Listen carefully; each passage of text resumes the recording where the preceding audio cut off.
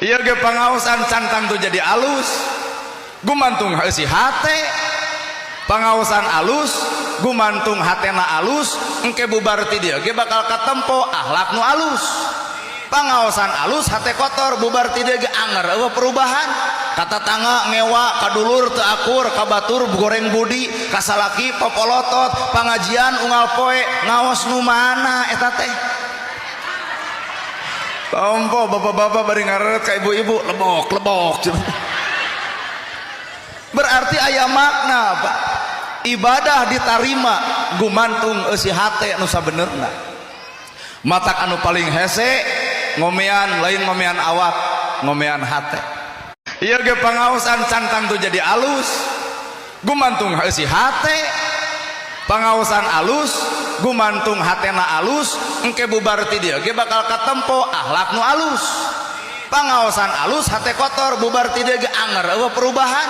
Kata tangga ngewa kadulur teu akur kabatur goreng budi kasalaki popolotot pangajian unggal poe ngaos nu mana eta teh.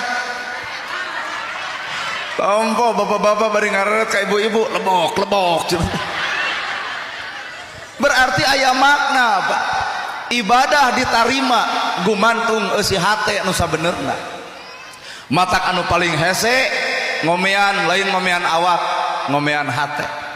Ieu ge pangaosan cantang tuh jadi alus gumantung eusi hate pangaosan alus gumantung hatena alus engke bubar ti dieu ge bakal katempo akhlak nu alus.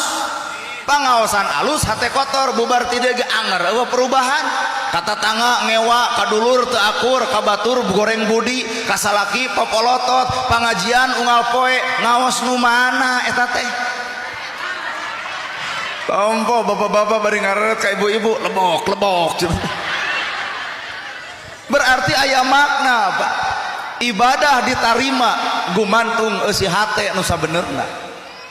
Matak anu paling hese ngomean lain ngomean awak ngomean hate. Ieu ge pangaosan cantang tuh jadi alus gumantung eusi hate pangaosan alus gumantung hatena alus engke bubar ti dieu ge bakal katempo akhlak nu alus. Pangaosan alus hate kotor bubar ti dieu ge anger eueuh perubahan. Kata tangga ngewa kadulur teu akur kabatur goreng budi kasalaki popolotot pangajian unggal poe ngaos nu mana eta teh. Tompo bapak-bapak bari ngaret ka ibu-ibu lebok berarti aya makna Pak. Ibadah ditarima gumantung eusi hate nu sabenerna.